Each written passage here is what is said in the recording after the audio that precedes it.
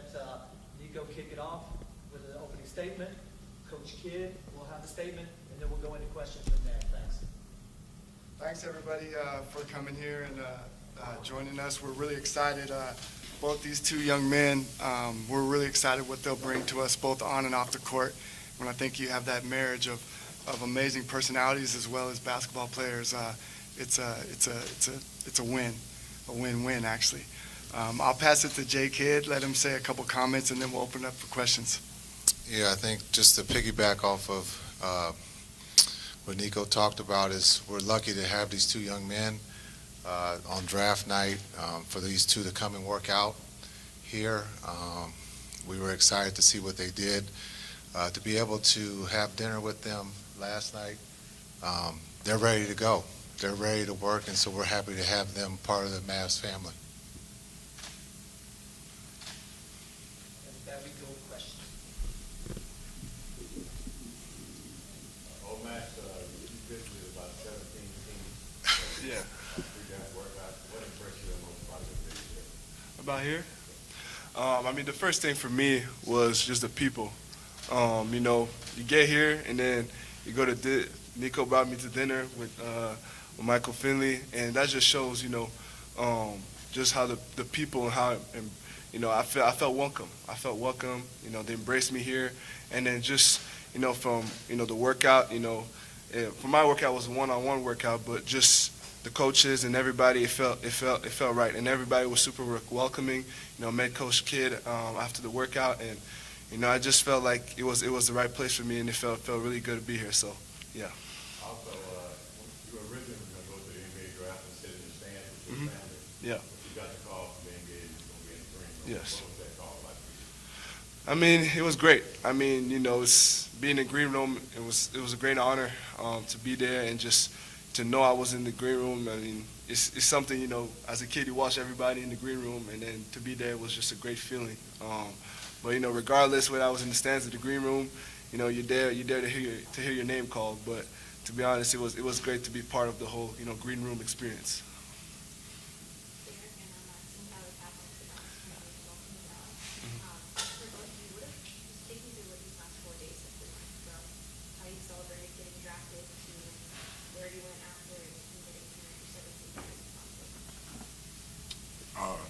Well, these 4 days have definitely been pretty chaotic, you know, just being able to just be as adaptive as you can be. You know, you're just going from place to place. You're just on the road a lot, and, you know, just being pulled in a lot of different directions. But, you know, this last 4 days has just been, since the draft, just being able to just be with your family, be with your loved ones, and just be thankful for the people who've gotten you this far. Yeah, I mean, exactly what he said. You know, it's been a lot, but you know, trying to take it all in. You know, stay in the moment, enjoy, you know, the whole experience. And like you said, thank the people that have helped us, you know, get here. You know, family, you know, coaches, friends, all those people, because you know, you need everybody. You know, you can't do it by yourself. So, but no, it's been great, and you know, glad we're here now in Dallas.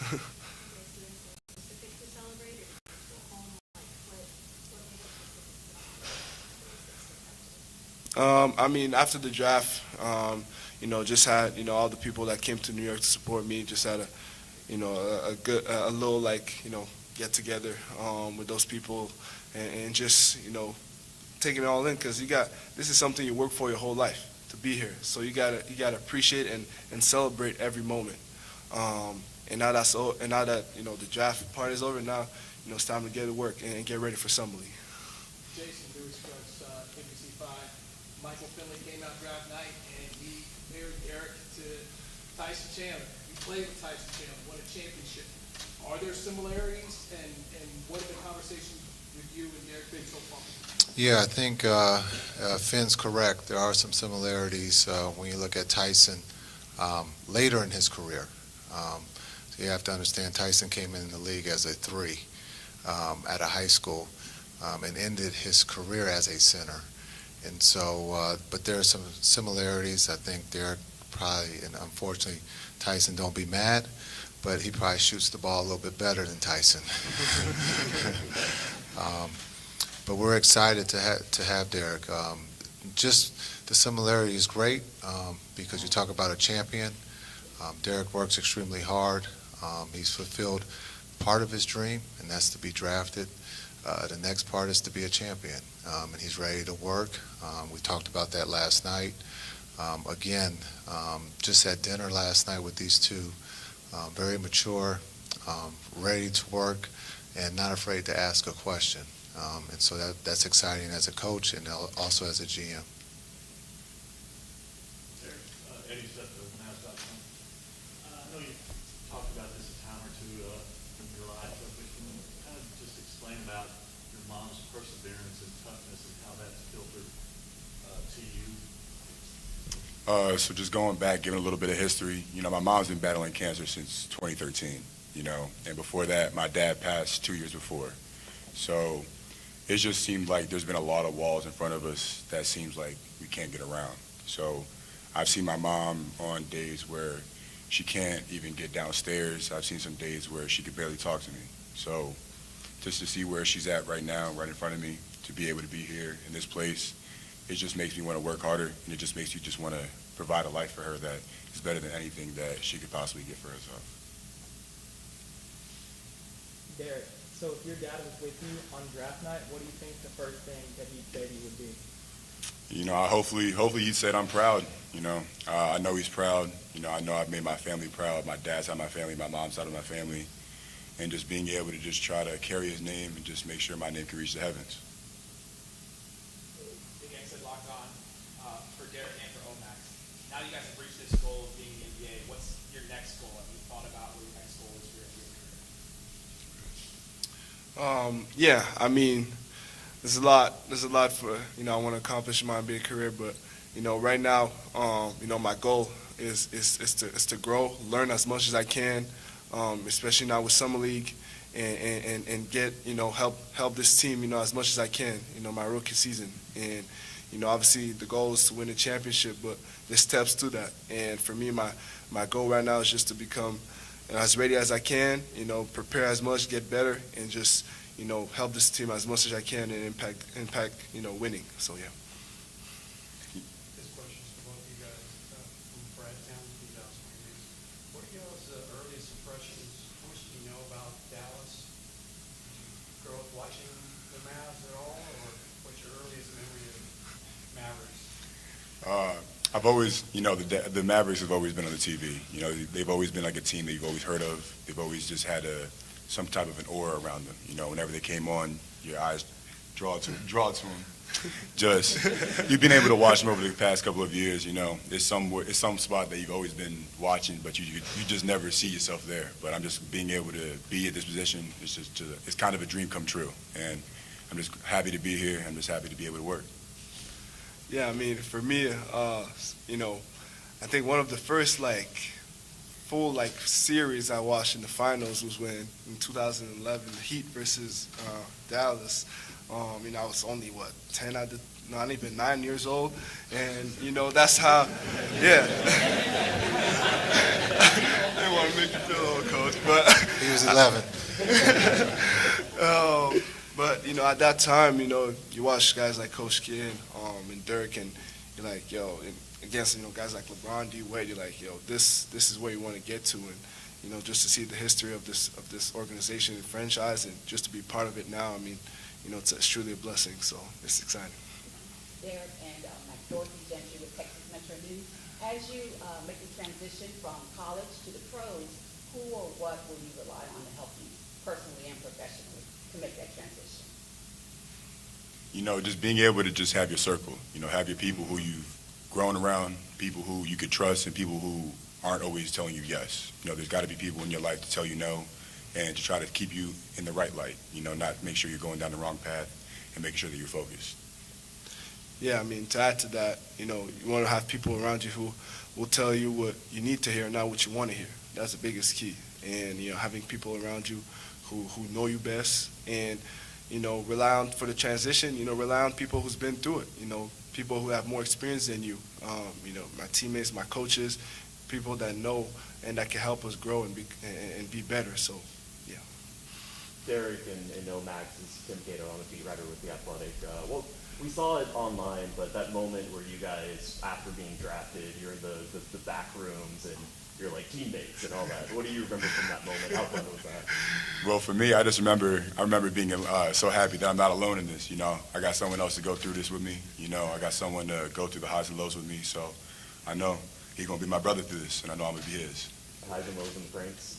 Yeah, something Yep. like that. I mean, we're going through this at the same time.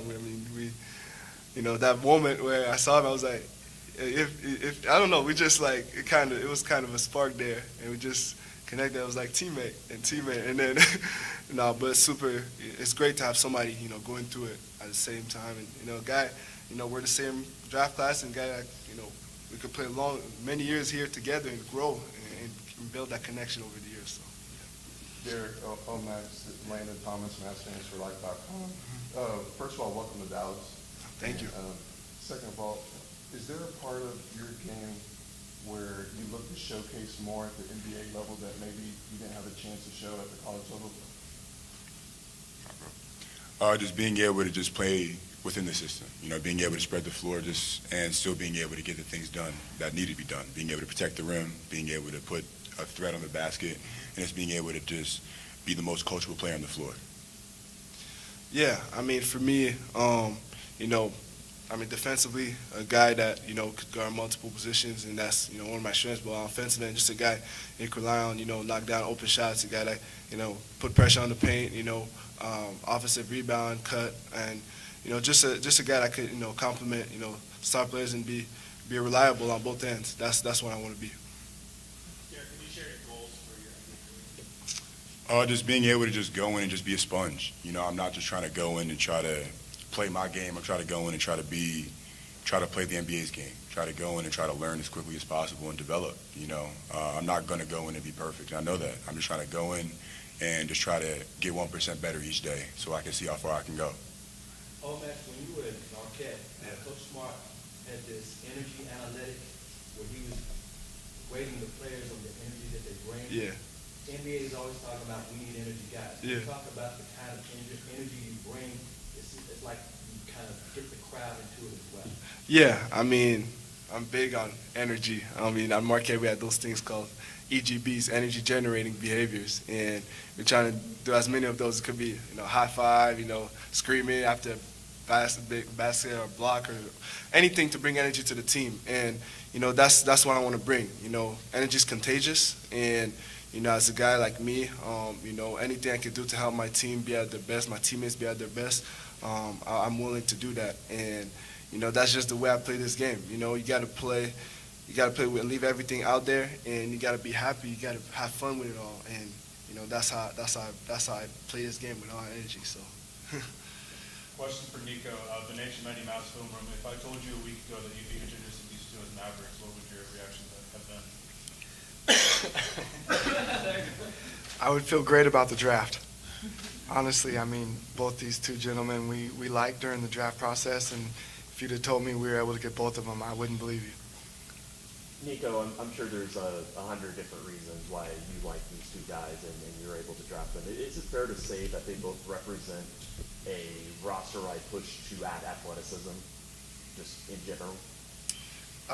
Yeah, but it's more than that, though. I think if you just boil it down to just athleticism, I think you miss a big picture and also who they really are. I think both on and off the court. I also think defensive-minded. I think athletic but energetic. I just think they're more than just athleticism. Are those attributes, do they reflect your vision for how you want to build a roster? Do they reflect the vision of how you think you should build around Luka? Is it both of those things and they just happen to overlap? Yeah, I think it's a complement of both. When you have two people that can, run the floor, they're super athletic, they're young, so we're getting them at their beginning stages, like they're gonna get better. That's what you want. And Jason, if possible, I'd love to also kind of hear, just the idea of how athleticism and all these attributes that Nico described complement Luka. Yeah, I'm going to borrow Finn's quote from draft night. Did you see us play last year? No. I think when you look at the core of our youth here in Dallas is pretty special. When you talk about Luka, You talk about, these two young gentlemen that are sitting here, Hardy and Josh. That's a pretty cool core, And you look around the league, we feel comfortable or confident that we can compete with the athletic teams in this league. And so, to be able to get these two, it's what Nico's vision is, and we're going in the right direction. When you watch the layup line, it won't just be layups anymore.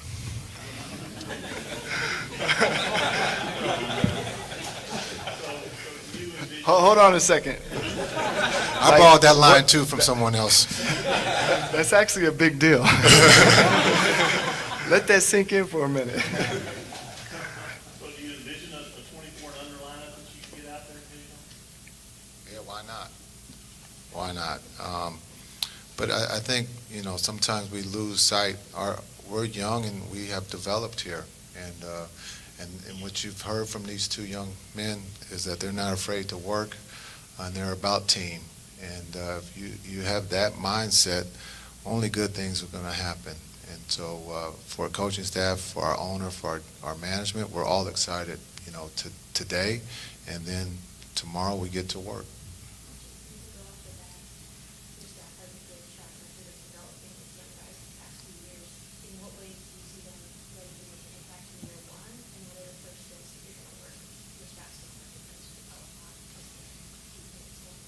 Yeah, I think Dereck said it best just a few minutes ago. He has a partner to be able to go through this with.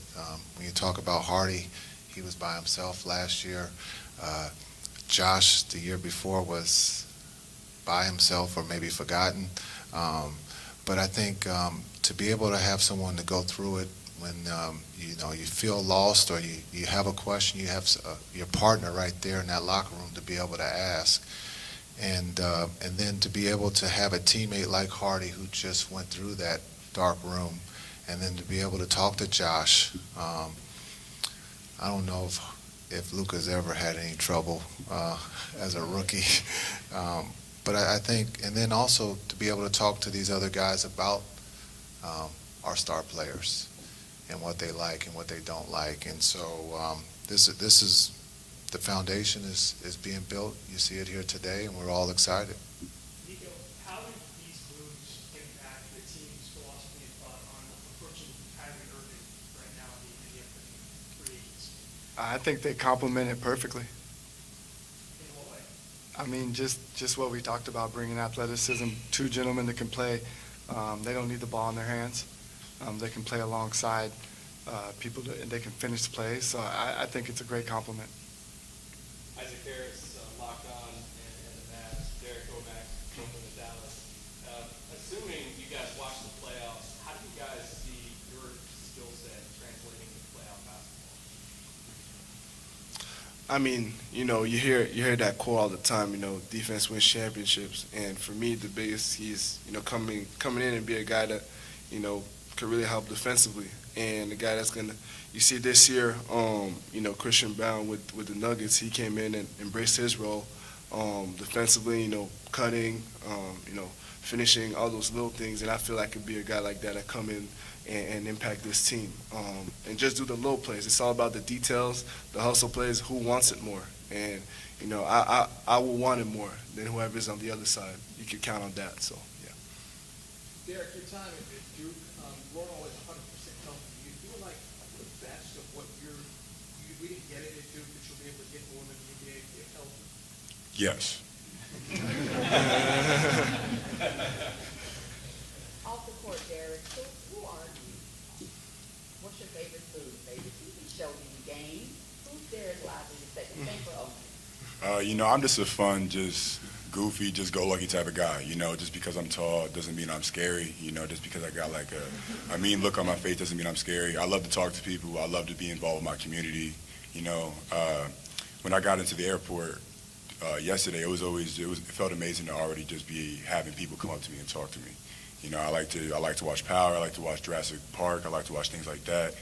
I like Philly cheesesteaks, but I'm just somebody who just would rather put a smile on your face than just sit there and be in an awkward silence. Yeah. I'm an easygoing dude. A guy that loves to loves to put a smile on people's face, bring energy to the room, bring a light to the room. And,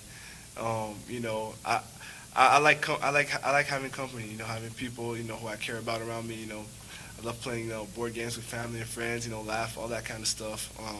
My favorite food is, Haitian food, Haitian descent. I love that food. And, I like to watch shows like anime. I like anime a lot as well.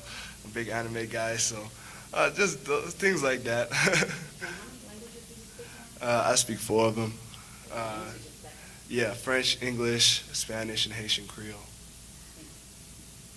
Good afternoon, Florence speaking with Girls Home Sports. Welcome to Dallas. Question for both of you. You mentioned a few questions though with Dorothy, your circle and not having people that are investing around you. Mhm. You may not be in a position where you feel like you can give advice, but what advice would you give to them athletes who are trying to find that right circle to support them?